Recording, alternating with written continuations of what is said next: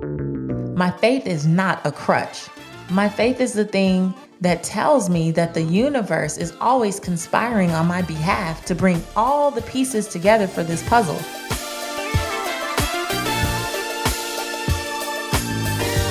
Hey there, this is Patrice from patricewashington.com, where we chase purpose, not money. If you are new to the Redefining Wealth community, welcome. We are so excited to have you here. This is not your typical personal finance show, and while we believe in wealth building, we know that wealth is more than money and material possessions. Wealth is truly at its core about well-being, and we base this on 6 foundational pillars, which you can check out in the first several episodes. And make sure you subscribe, tune in every week as we continue to unpack these ideas about how we can have really a life of abundance. And today I'm excited. I always say how excited I am to get into an episode because I absolutely love this community and I love what I get to do every week. But this is one that has me a little, it's not nervous, but I know that this is a harder message, right? Because this is the one that's going to challenge some of you who actually really, really adore me. And this might be the one that makes us break up. This might be the one that makes us break up. And I say when I'm speaking from the stage, sometimes the spirit will hit me and I say, I'm not here to be your best friend, because I can tell when people start to get uncomfortable, when I start to step on toes a little bit and say things that challenge the very way of being that they have embraced for a long time. And so I know that my message is not always for everyone. And I know that even people who adore me are not always ready.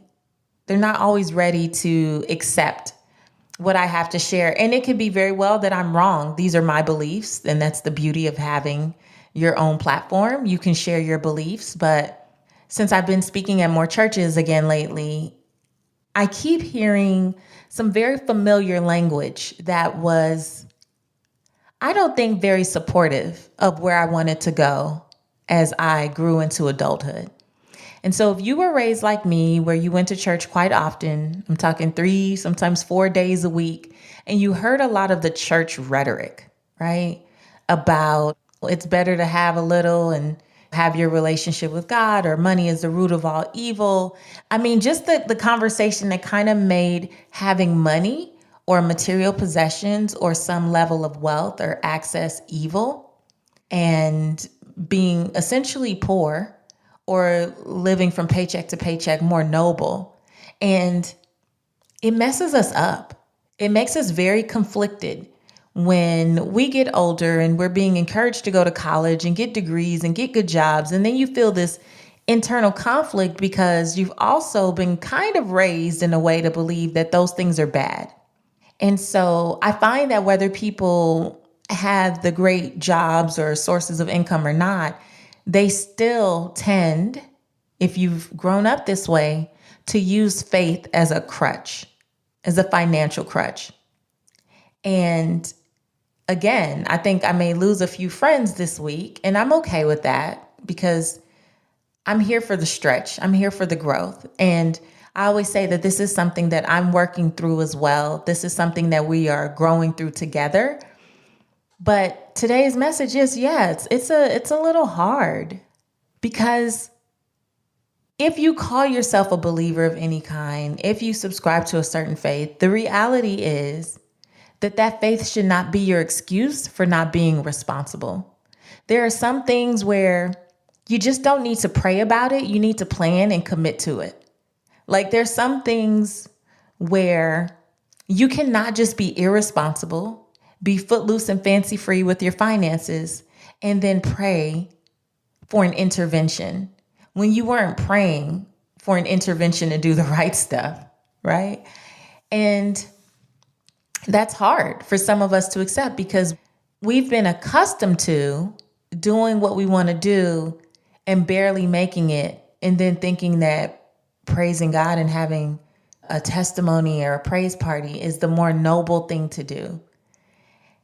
And I have to challenge that today. I really do. And like I said, it's hard because this is how I grew up.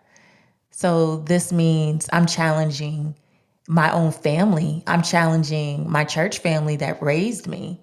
I'm challenging close friends and their families because this is such an epidemic in the church world. And it may get me not invited to some churches. I don't know. Invite me if you think your church wants to hear the truth about wealth and what's going on. But here's the thing. It just really comes down to this. We are living in a dispensation of time where we just don't have the time to be irresponsible with our finances. Faith without works is dead. And as much as we want to have our finances covered and we want to pray over certain things, there is a personal responsibility that comes with personal finance. And there is nothing left for you to technically pray about as much as there are things that you need to put in place and just do. So what I want to do is give you 3 things to think about today so that you can stop using your faith as a financial crutch. And before I jump into those 3 things, here's the definition of a crutch. It says a staff or support to assist a lame or infirm person. A lame or infirm person, a sick person, or a person who's just unable to walk. And then there's another definition that says anything that serves as a temporary and often inappropriate support, supplement, or substitute. It's a prop. Anything that serves as a temporary and often inappropriate support, supplement, or substitute, a prop. And what I see very often is that people will use their faith as a long-term answer instead of just stepping up, taking responsibility, and doing the freaking work. Like a temporary support, but often inappropriate. That just stood out to me so much when I was researching this whole idea of being a crutch. And then when I looked at the word lame or infirm, like a crutch, a staff or support to assist a lame or infirm person, most of the people that I know personally who use faith as a financial crutch are not lame, they're not sick, they're able-bodied. Most of them have some level of education. Most of them have come from pretty decent families, and yet they still use faith as an excuse to not get their finances in order. What is that about? How can we have or claim to have faith and then live this way? Live as if we're not able-bodied. Live as if we can't support ourselves. Live as if we're just too distraught, like just too unaware. I don't get it. I don't get it. Faith is not your crutch for not doing well with your finances. Faith is not your crutch for not budgeting. Faith is not your crutch for putting your name on things that you know you are in no position to pay back. Like faith is not the crutch for that. I actually think it's an insult. If you have some level of faith to make a conscious decision to go and put yourself in these different predicaments and then want to pray yourself out of them. But did you pray before you went into it? Did you pray before you signed on the dotted line? Did you pray before you swiped that credit card? Were you praying when you lent money to someone who you knew you were not in a position to give to? Or were you playing church and using this false sense of humility?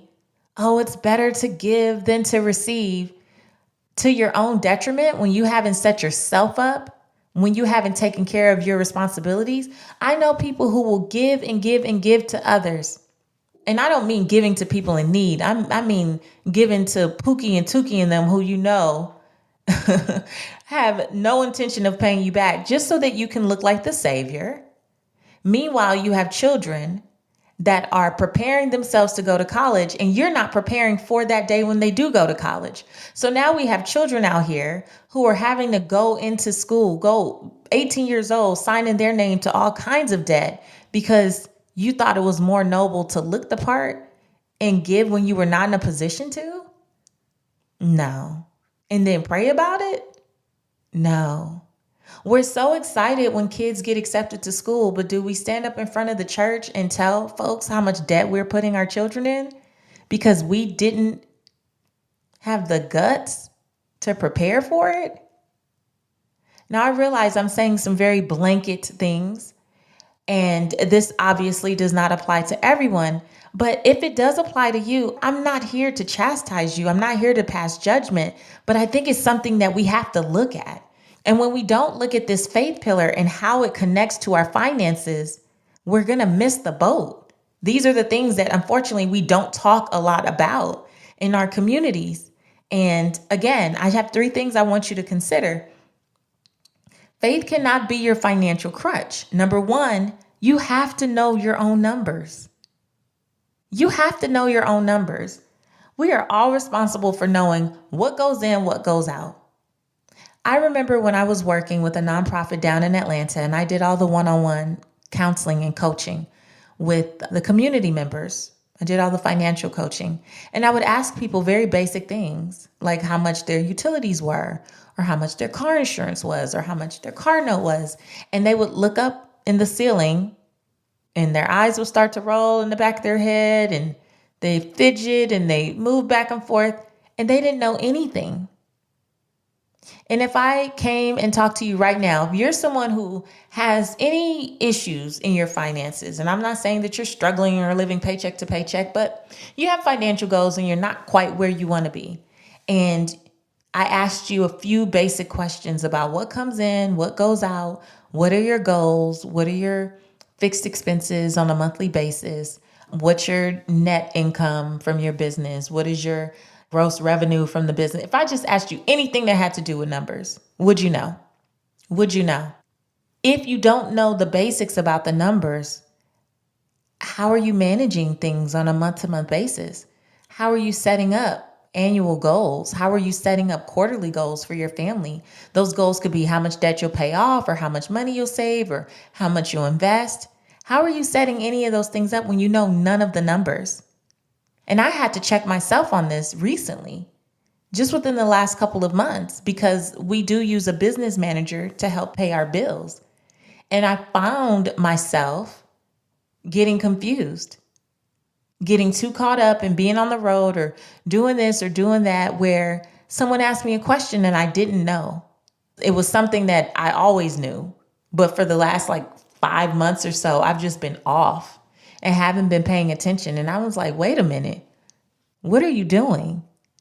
And my husband and I have to get back on top of these bi-weekly and monthly different meetings we would have about our business numbers and stuff. But I'm like, you have got to pull it together.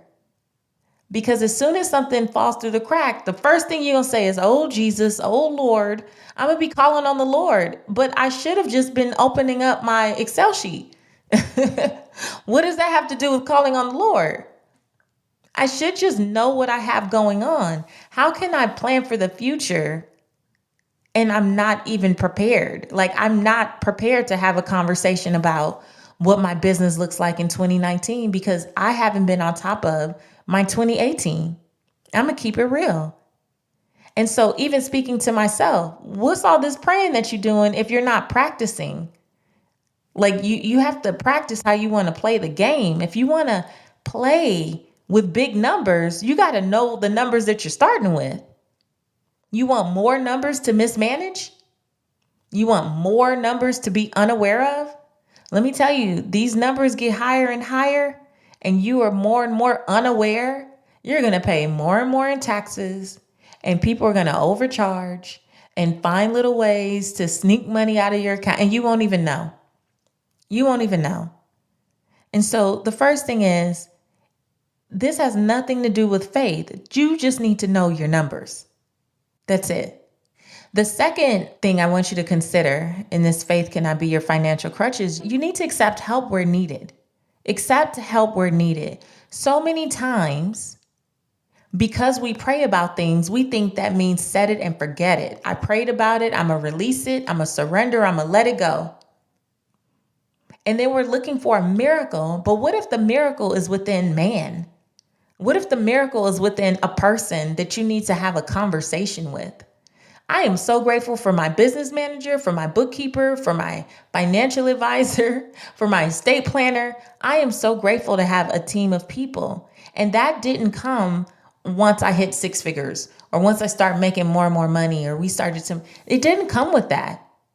My financial advisor I got when we were at the bottom, if you haven't heard my story of losing everything and having to rebuild in the recession, like literally to the point of scraping up change, I hired a financial advisor a little after getting into my first apartment. And I think I might have still been sleeping on a mattress in Atlanta. Little after getting off my brother's couch, getting our first apartment. So that was 2009. And I think I hired my advisor in 2010. We met, and we've just built and grown together over the years. Since then, 8 years in a totally different place. I think our first policy when we got life insurance again might have been $50,000, and now it's a couple million. I'm definitely not trying to brag, trust me. What I want to do is just show that you have to start somewhere. And I needed to accept her help. And when I first sat down with my financial advisor, I said, she asked me a few questions and I immediately went into, this is what I used to have and this is who I used to be and I used to have this business and da da da. And she's like, whoa, slow down. No judgment. No judgment. I just want to help you reach your goals.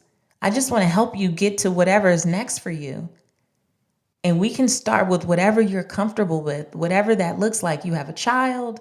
And if something happens to you or you and your husband, you just want her to be protected. And, we just start talking about stuff like that.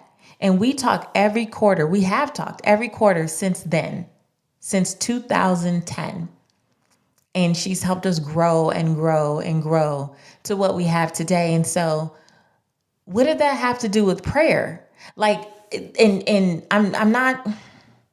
I'm not minimizing prayer. You guys know I'm a prayer warrior. I don't play with my prayer time. I don't pray with any of that, but I don't like how we over spiritualize what it takes to have financial success. I think that it is our responsibility to give God something to bless. And a lot of times we're not even taking the first step. So many of us are praying and then sitting and forgetting. We're just sitting down and waiting for, lottery tickets or cash or something to fall out of the sky. And we're not really taking the appropriate action. And so having financial success on any level, whatever that next level is for you, is going to come from you taking action because faith without works is dead. And that comes from accepting help where needed.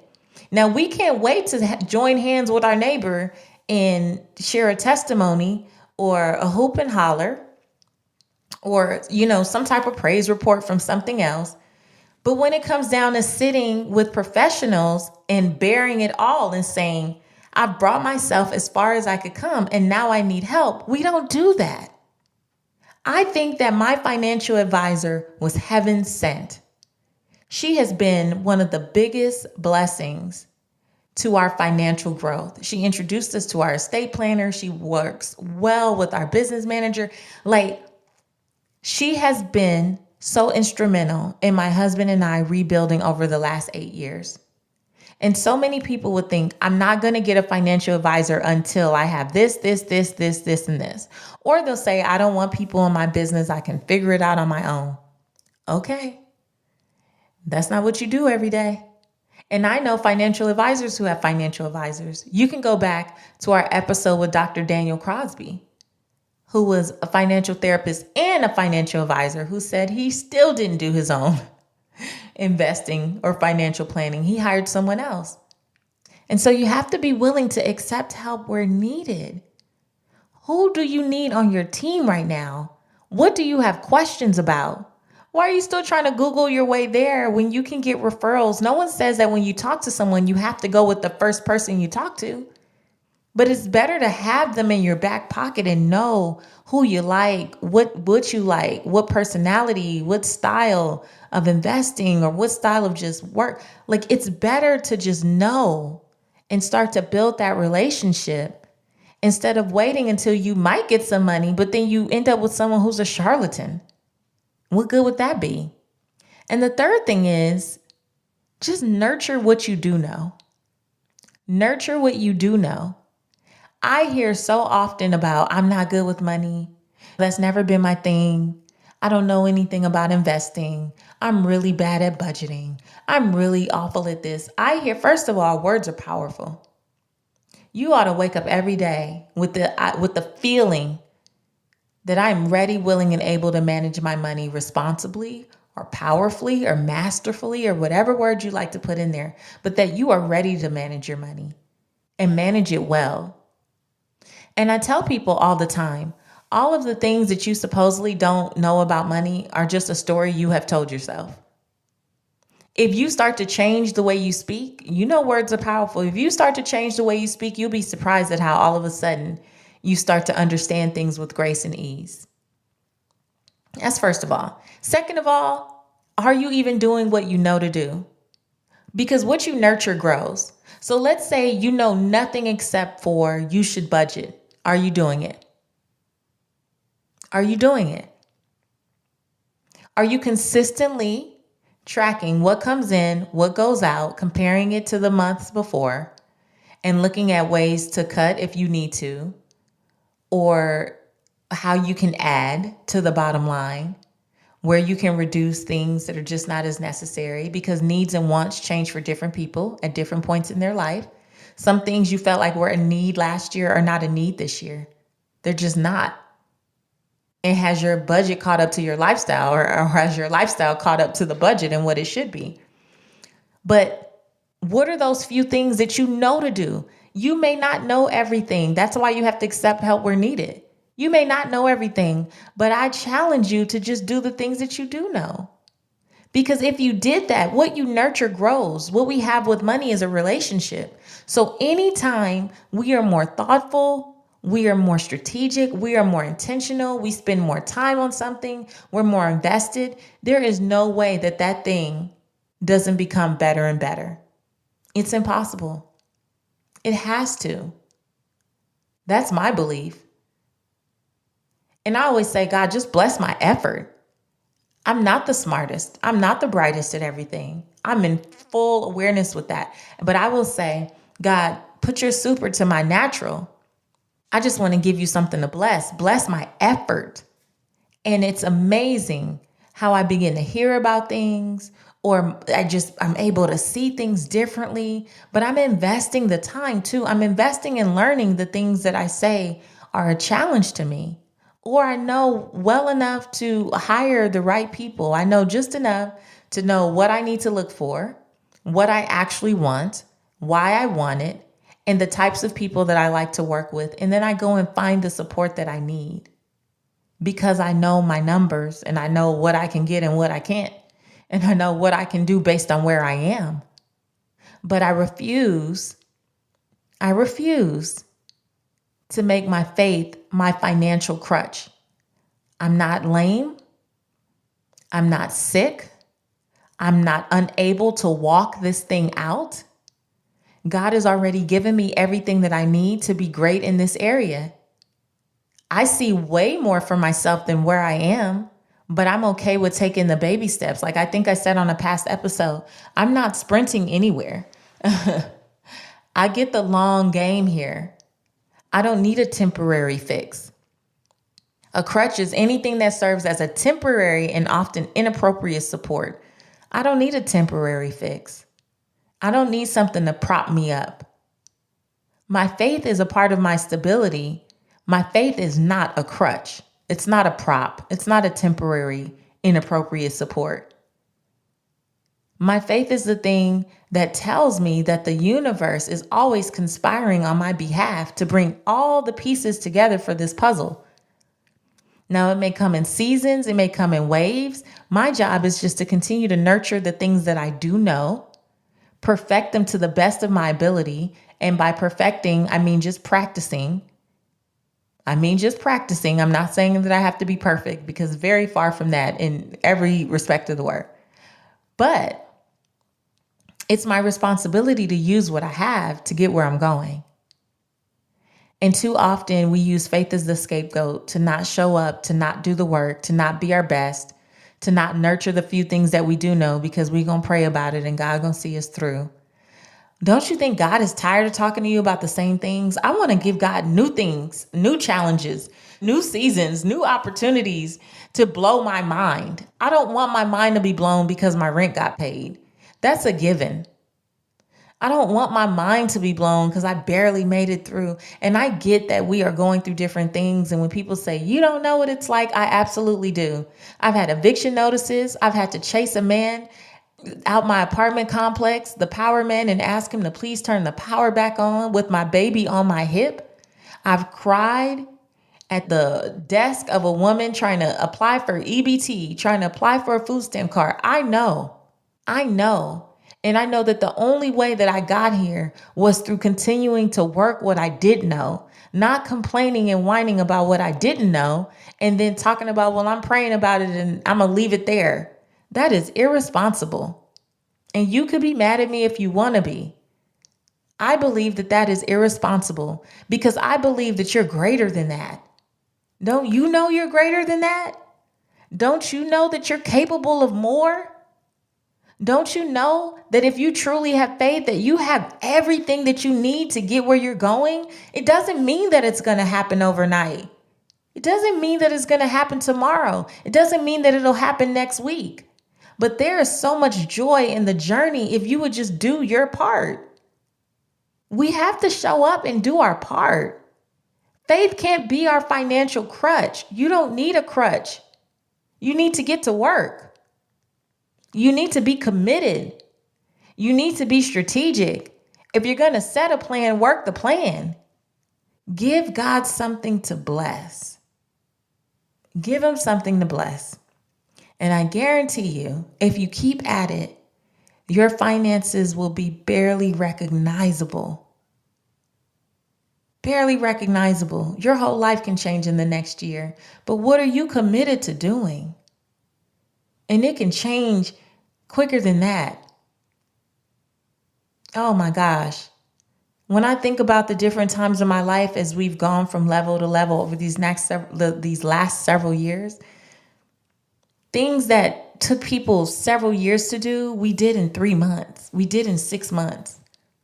I know people who didn't rebound the way that we did, but that's exactly why I'm sharing everything that I have learned in Redefining Wealth. That's why. It's not about chasing money. No, it's about doing the work on you.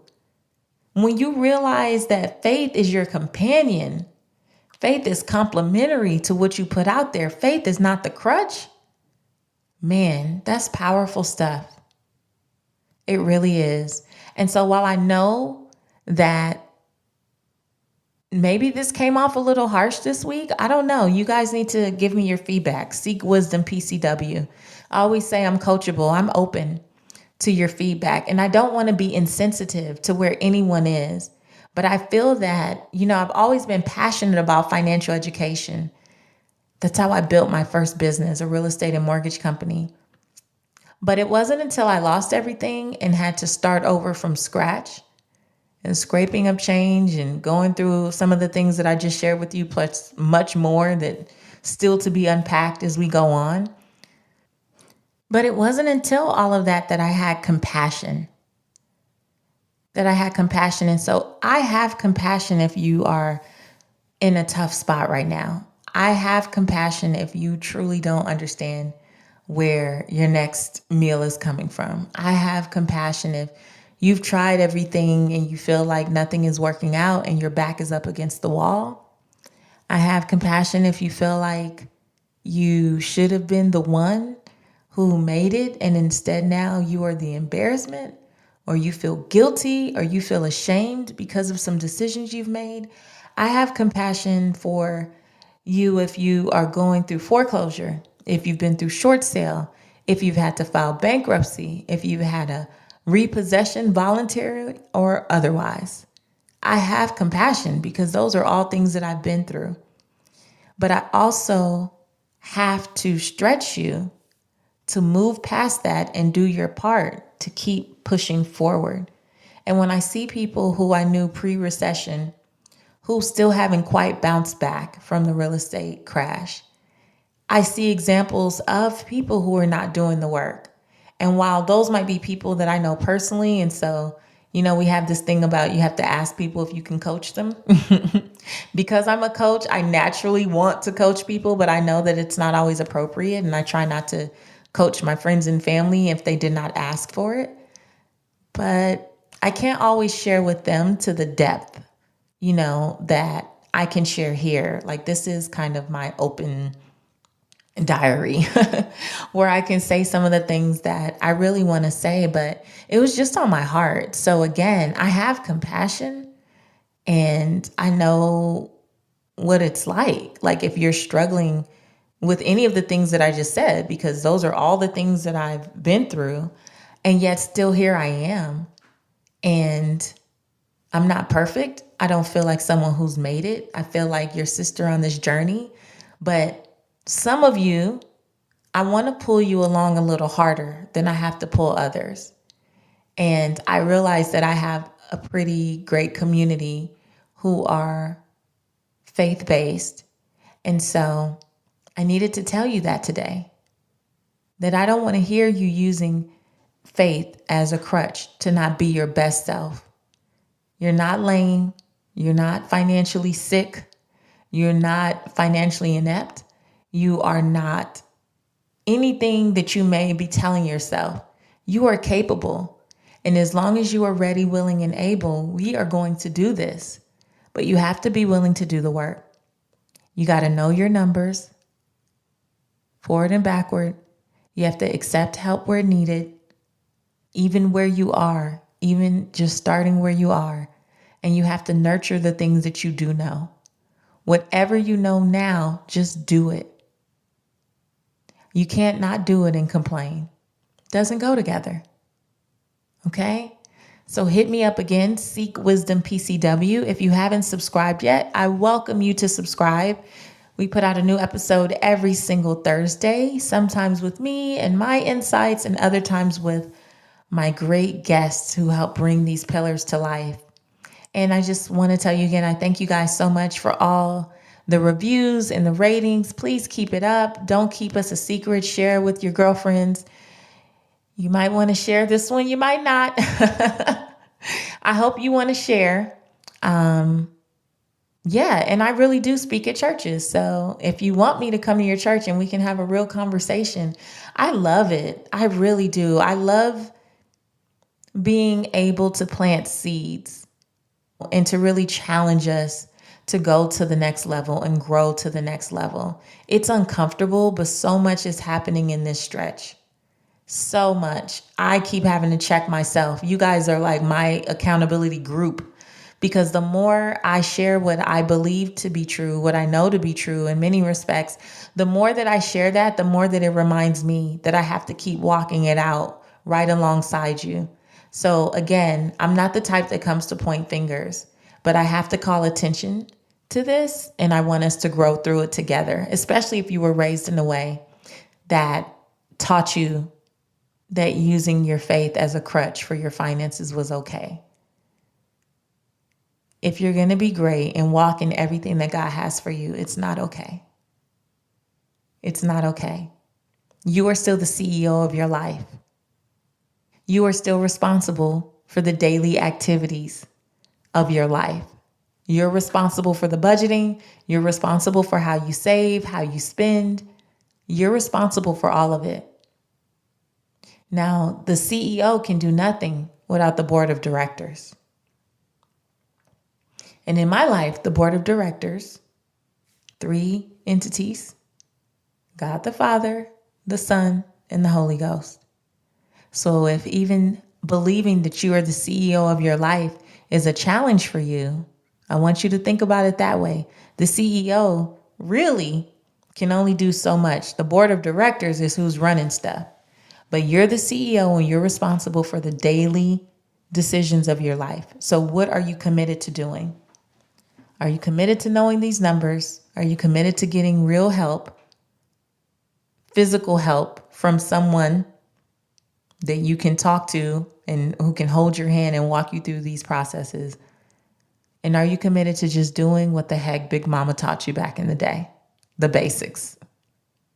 budgeting what you know, not overusing credit, saving 10% or more of your income, not lending money you can't afford to give, not co-signing on anything you're not willing to pay for.